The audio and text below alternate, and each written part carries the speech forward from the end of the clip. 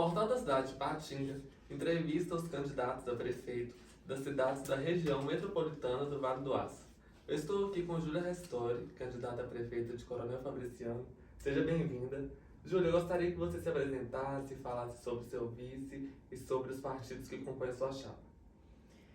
Bom dia, Pedro. Agradecer essa oportunidade ao Portal da Cidade de estarmos aqui conversando sobre esse processo eleitoral que é tão importante para a nossa cidade e também para a nossa região, né? Nós somos uma região metropolitana do Vale do Aço e nós temos que trabalhar nessa perspectiva de fortalecer o município e fortalecer a nossa região.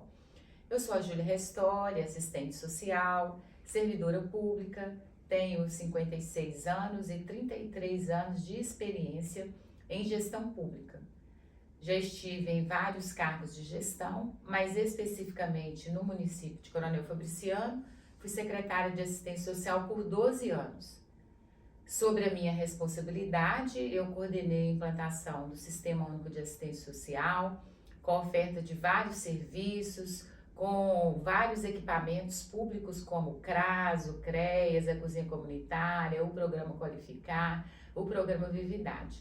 Então, nessa condição de assistente social, de servidora pública, de ter especialização em gestão pública, que eu estou me colocando como candidata a prefeita por entender que toda a minha história me qualifica pela minha experiência profissional, pela minha qualificação em gestão pública para concorrer a este cargo importante da nossa cidade, prefeita. E o meu vice é o Bené do Hotel Metropolitano, uma pessoa também que construiu a sua história no município de Coronel Fabriciano. Hoje ele é dono do Hotel Metropolitano, ele tem uma história de luta, ele já esteve também à frente de várias defesas do nosso município, como a defesa do Cachoeirão, ele participou do processo de implantação do Conselho Municipal de Turismo, ele é uma pessoa ética, séria, empreendedora, que assim como eu, tem um amor por Coronel Fabriciano, a cidade que nós escolhemos para viver e a cidade que nós queremos que ela seja conhecida aqui no Vale do Aço como a cidade mais cuidada. Júlia e Bené, bote fé, Júlia e Bené tenham a confiança que nós faremos uma excelente administração, mas principalmente nós teremos um olhar cuidadoso pela nossa cidade, um olhar sobretudo pelas pessoas que mais precisam. Vamos às perguntas sobre segurança pública. Quais serão as estratégias no seu governo a serem adotadas para a redução dos índices de criminalidade e violência em Coronel Fabriciano e também para melhorar a sensação de segurança para a população? A nossa prioridade está no nosso plano de governo em relação à segurança pública. Nós iremos instituir a Guarda Municipal Cidadã. Nós iremos redimensionar, é necessário, sabe, Pedro, a gente pensar a nossa cidade sob uma ótica diferente em relação à segurança pública. Nós iremos investir para a redução da criminalidade, para a prevenção da criminalidade, para a redução dos índices de violência em políticas públicas que garantem a inclusão social, políticas públicas educacionais que a gente contribua para que essa criança, esse adolescente, ao estar em programas e projetos sociais, eles entendam a importância de estar distante da criminalidade. Então, nós iremos investir em políticas públicas para a prevenção da criminalidade, redimensionar a nossa cidade sobre a prevenção da criminalidade, em parceria com o governo federal, Hoje, o governo federal, ele está aí sob o comando do presidente Lula. Iremos fazer essa aproximação com o governo federal para a gente possibilitar essa garantia, tendo em vista que a segurança pública ela envolve os 3 entes federados, o governo federal, o governo estadual e o governo municipal. Iremos aderir ao PRONASSE. O PRONASSE ele é o Programa Nacional de Segurança Pública com Cidadania, porque a segurança pública ela tem que ser pensada nessa perspectiva de cidadania. Contribuir também através do envolvimento de toda a sociedade para elaborarmos um Plano Municipal de Segurança Pública. Plano Municipal de Segurança Pública com poder público, prefeitura, sociedade civil COSCEPs, né, que são os conselhos locais que trabalham a questão da segurança pública, pensar a nossa cidade com um olhar diferenciado para a segurança pública. E isso vai estar sendo elaborado no nosso Plano Municipal de Segurança Pública. Iremos instituir o Fundo Municipal de Segurança Pública, buscar recursos do governo federal, buscar recursos do governo estadual, buscar recursos de parceiros para nós fomentarmos a segurança pública, instituir câmaras de monitoramento, né, para poder dar a segurança que você mencionou aqui, para que as pessoas possam estar nas ruas, ocupando as nossas praças, as nossas quadras, os nossos centros de convivência. E nós queremos sim garantir segurança pública sob esse viés, segurança pública cidadã, com a prevenção da criminalidade, com a redução dos índices de violência e com a oferta de políticas públicas em parceria com a Polícia Militar, em parceria com a Polícia Civil. Esse que é o nosso compromisso. Em relação à educação, na sua avaliação, como encontra-se atualmente o município de Coronel Fabriciano e quais ações podem ser tomadas para melhorar a qualidade de ensino nas escolas municipais?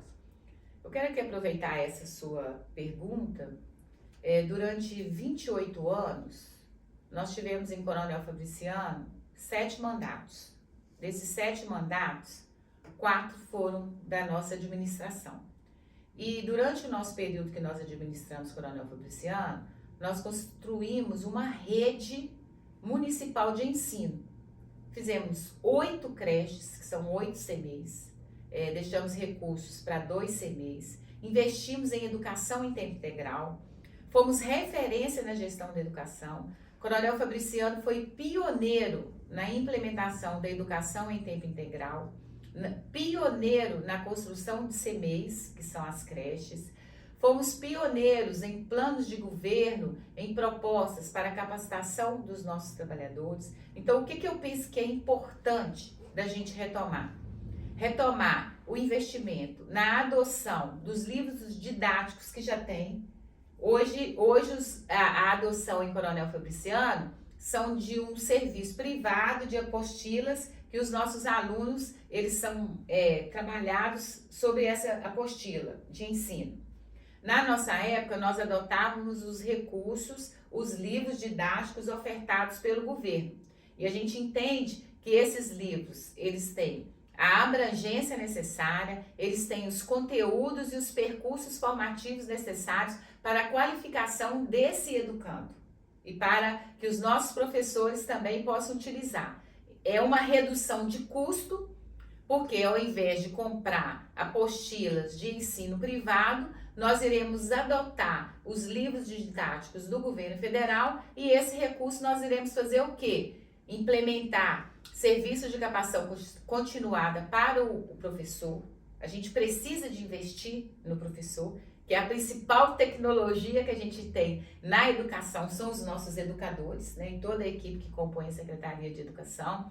Iremos retomar com a garantia de merenda de qualidade e merenda diversificada. Porque a gente sabe muito bem, por exemplo, vamos fazer um recorte aqui, crianças autistas. As crianças autistas têm um paladar mais seletivo. E a gente precisa garantir na merenda escolar um olhar diferenciado para as nossas crianças, tratá-los à medida das suas demandas e necessidades. Então, garantir a merenda escolar para todos, por exemplo, tem criança hoje que tem alergia a leite, né, a lactose, você tem que ter uma merenda específica para ele. Tem crianças que têm alergia a glúten, então você tem que ter uma merenda. Então nós vamos fazer esse olhar diferenciado de merenda escolar para atender as necessidades dos nossos alunos.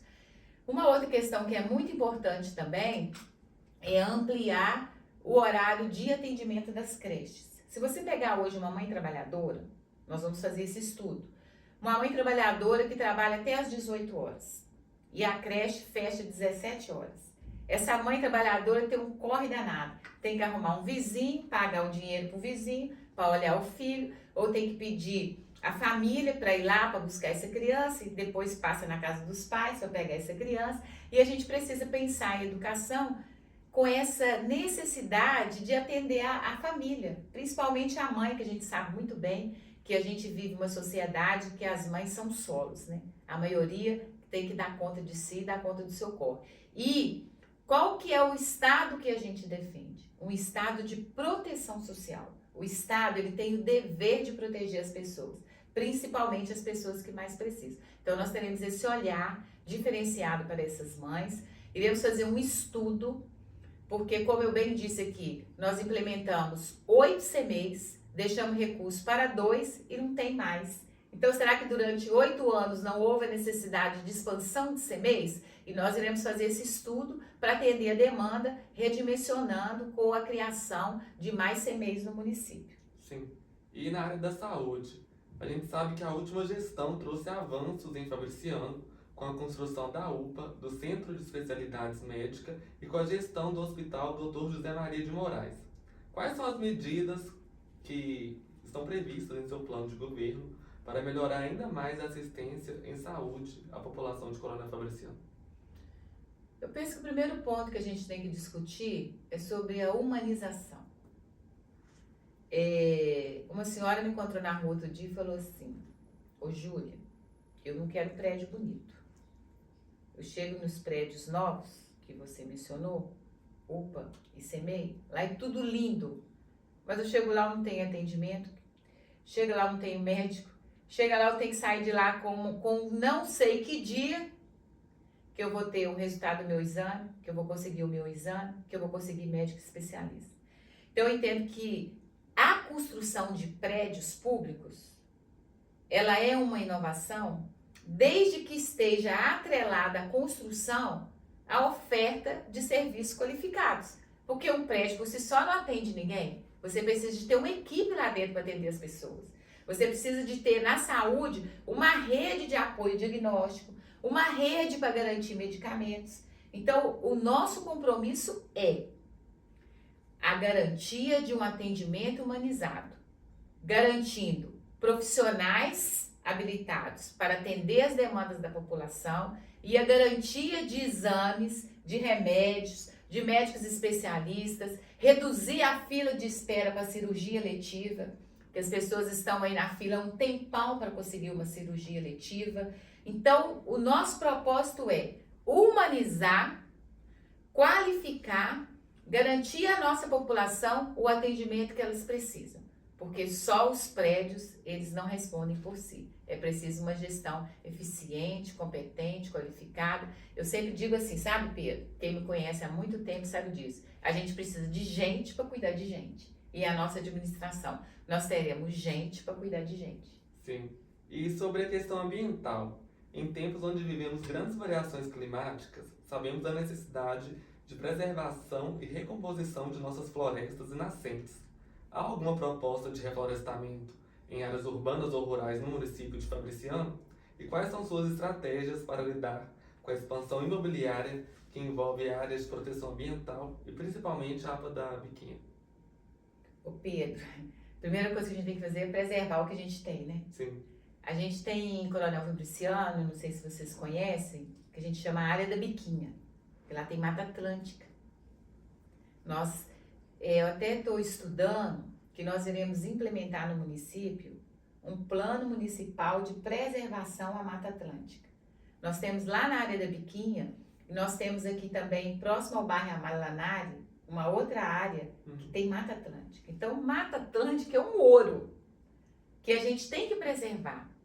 E a nossa administração, ela vai ter esse olhar que a gente precisa sim de desenvolvimento econômico, mas a gente precisa de desenvolvimento sustentável.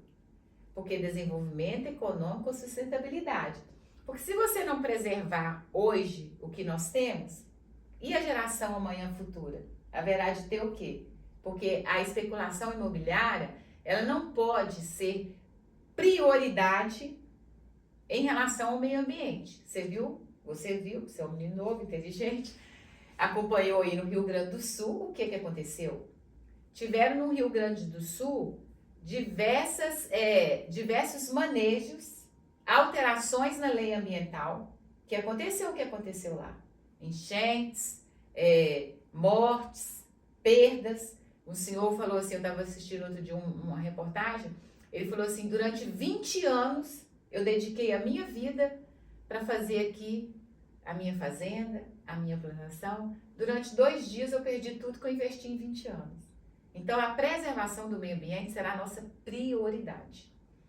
Iremos fazer parceria, né, que já temos com o CODEMA, que é o Conselho Municipal que cuida do meio ambiente, educação ambiental com as nossas crianças para a gente proteger o meio ambiente, investir nesse plano municipal de preservação da Mata Atlântica. Nós entendemos que a prioridade é a vida. E a vida, o meio ambiente, diz sobre a vida. Então, essa questão da especulação imobiliária versus meio ambiente, nós iremos discutir, porque o meio ambiente ele tem que ser prioridade. Não para mim, talvez nem para você, mas para aqueles que virão aí e precisam de conhecer a Mata Atlântica, precisam de ir na área da Biquinha, precisa de ver os macaquinhos que estão lá, precisa de beber uma água de uma cachoeira, precisa de beber uma água pura e nós iremos garantir isso para a nossa população. E ainda sobre a questão do meio ambiente nas grandes cidades. Um desses problemas é a questão do lixo.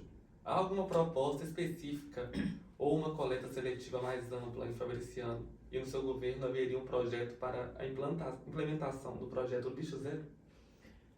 Até boa essa pergunta. Deixa eu contar uma história para vocês.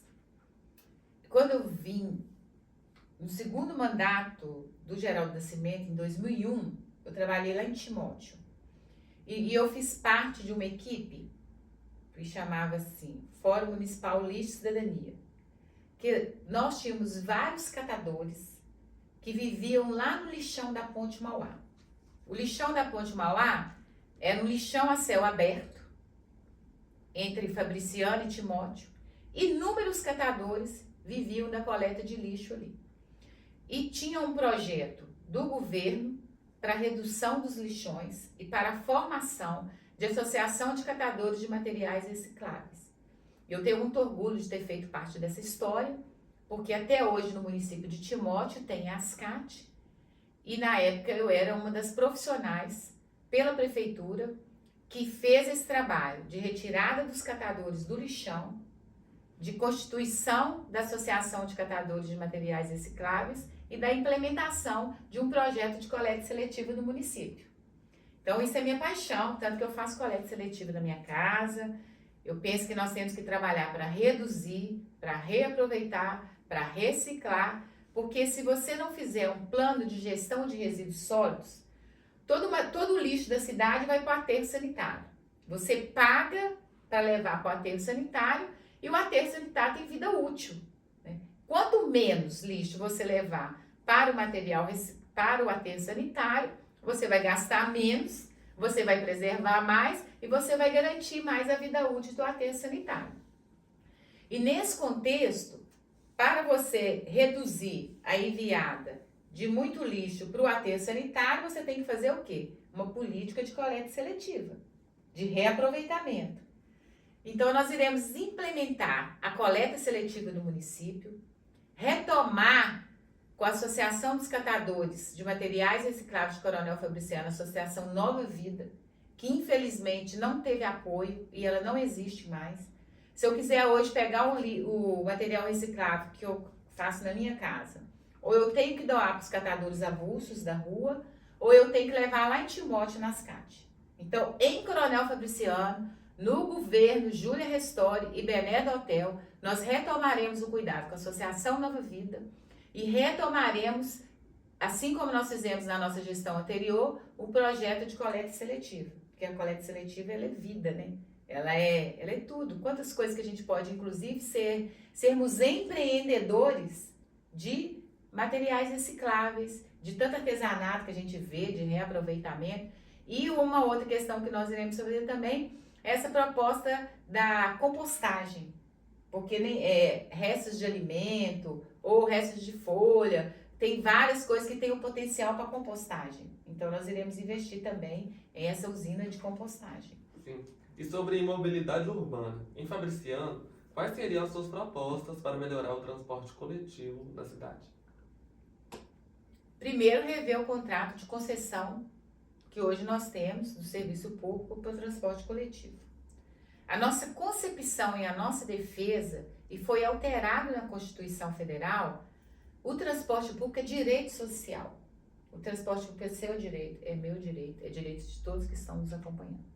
E a gente precisa de garantir esse direito. Nós iremos implementar em Coronel Fabriciano o tarifa zero. Tarifa zero, gente, é não pagar transporte público. Transporte vai ser realmente público, né? É não pagar transporte, será um transporte público. E aí você fala assim, mas não você está tirando? Você fala assim, ô Júlia, mas não você está tirando isso? Eu estou tirando isso. Que nós temos mais de 100 cidades no Brasil que já tem o tarifa zero. Já conversei com a prefeita Margarida Salomão, que é do município de Juiz de Fora, aliás, eu estudei em Juiz de Fora, formei lá. E lá ela já implementou o tarifa zero, domingos e feriados. E aqui em Coronel Fabriciano, nós iremos implementar o tarifa zero, inicialmente, sábado e domingo. Galera de Fabriciano, proposta de Júlia Restore e Bené do Hotel, tarifa zero, sábado e domingo, ninguém vai pagar ônibus. Sábado e domingo o pessoal vai passear, vai conversar com os parentes, vai filar almoço na casa do vizinho, na casa do parente distante. Então isso é muito importante. Então, para a melhoria do transporte coletivo, nós iremos retomar essa concessão, revisar o contrato, adequar a realidade, porque a gente precisa de adequar a realidade, o horário de ônibus para atender a população, atender também a população trabalhadora, porque, vamos supor, pessoa que trabalha até 11 horas da noite, você vai ter que gastar um Uber para você ir embora para casa, porque não tem ônibus. Então a gente vai redimensionar e ter esse olhar para o transporte público nessa perspectiva do direito. Com a tarifa zero, não vai pagar transporte sábado e domingo. Com a revisão da concessão das empresas que prestam serviço, com essa revisão dos horários e garantir ônibus com conforto, né? Ônibus que atendam às necessidades das pessoas, para as pessoas com deficiência, para as pessoas com baixa mobilidade, para as pessoas obesas, né? Que é difícil hoje estar acessando o transporte coletivo. Nós vamos ter um olhar humanizado para o transporte, entendendo que ele é um direito e nós iremos garantir esse direito. Sim. E há algum projeto no seu governo para a implantação de transporte com energia sustentável ou renovável? Especificamente no nosso plano de governo, não. Mas eu entendo, né, até pelas próprias mudanças climáticas, emergência climática, tudo que a gente está vivendo aí em relação ao cuidado, né? Nós temos que favorecer mais que as pessoas usem uma bicicleta como meio de transporte, que tenha uma pista de ciclismo adequada, incentivar outras formas de transporte, ter pontos de bicicletário, igual a gente vai em muitos lugares, né? Você tem a bicicleta ali e aí você vai para outro lugar, você leva a bicicleta não é sua, você paga uma taxa e vai com a bicicleta e deixa em outro lugar. Tem muitas cidades que já existem isso. A gente precisa pensar a cidade com formas alternativas de transporte que não prejudique tanto o meio ambiente, né? Que favoreçam que a gente tenha as condições climáticas melhores para a gente viver melhor. Em relação a essa questão do transporte, o que eu quero dizer para vocês é que nós temos à disposição. Quem sabe nós não teremos aí empresas empreendedoras, as universidades da nossa região, com projetos embrionários nessa perspectiva aí, e nós iremos abraçar todas as propostas inovadoras para a gente ser também referência aí nessa questão do transporte com essas energias aí que você mencionou. Sim. E quais são as suas estratégias para promover o desenvolvimento sustentável de Coronel Fabriciano, atraindo investidores para a cidade? O desenvolvimento sustentável, a gente precisa de pensar a cidade, pensar as pessoas, reduzir as desigualdades, construir pontes, né, travessias para reduzir as desigualdades, para desenvolver a cidade no ponto de vista... Coronel Fabriciano sempre foi conhecido como a cidade do comércio, né? Muitas pessoas saíam daqui, talvez você não, que é mais jovem, mas os mais antigos, né? Coronel Fabriciano era conhecido como a cidade do comércio. Precisamos retomar essa nossa vocação do comércio. Precisamos investir também em turismo. Nós temos a área rural do Cocais, nós temos turismos como que eu posso dizer assim? Nós precisamos investir na área rural do Cocais, Nós precisamos investir em outras fontes de turismo, turismo de negócio, né? Coronel Fabriciano pode se tornar um polo de turismo de negócios, de turismo que a gente vá conhecer, fazer aqueles, como que a gente fala assim, aquelas trajetórias, né, que as pessoas fazem. É tanta coisa que eu estou vendo lá em Coronel Fabriciano, nessas andanças. É uma senhorinha idosa que sabe fazer aquelas cestas de bambu, que antigamente tinha, né? Eu tenho até lá na minha casa um cesto desse tamanho de bambu, hoje a gente usa lá para colocar roupa suja. Tem muita coisa que o nosso povo faz, que a gente precisa conhecer e precisa investir. Então, esse desenvolvimento sustentável, ele precisa pensar no ser humano, ele precisa pensar no meio ambiente, ele precisa pensar na economia. E o que nós pretendemos fazer em Coronel Fabriciano? Ter esse olhar para a cidade, buscar investimento, trazer novos empreendimentos, trazer possibilidades, né, de locais que as pessoas possam pensar a nossa cidade de forma diferente, empreendedores. Tem tanto jovem que tem tanta ideia boa, né, que a gente precisa de ter esse olhar para o jovem, buscar essas ideias para melhorar a nossa cidade. Então, quando a gente fala assim, você me pergunta, só para finalizar aí, o desenvolvimento sustentável é um desenvolvimento que vai ser bom para mim, que vai ser bom para você, que vai ser bom para a nossa sociedade, que vai ser bom para a nossa comunidade. Com um olhar para as pessoas, com um olhar para a geração de renda, com um olhar de sustentabilidade hoje e para as nossas gerações futuras. Sim. E, Júlia, agora o espaço está aberto para as suas considerações finais.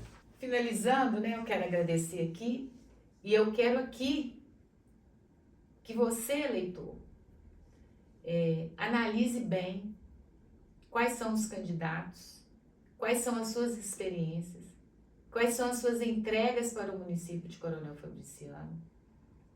Nós estamos numa época que é muito importante, Pedro, porque o voto, ele não tem preço, o voto, ele tem consequência.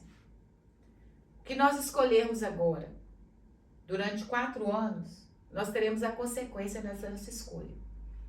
E eu, Júlia Restori, eu tenho experiência, eu tenho competência, eu tenho compromisso com a implementação de políticas públicas, com o diálogo, com o envolvimento da população, com incentivo à participação popular e peço aqui o seu voto. O seu voto, ele vai representar durante 4 anos um olhar para a nossa cidade que possibilite o desenvolvimento social, o desenvolvimento econômico sustentável e o cuidado com as pessoas.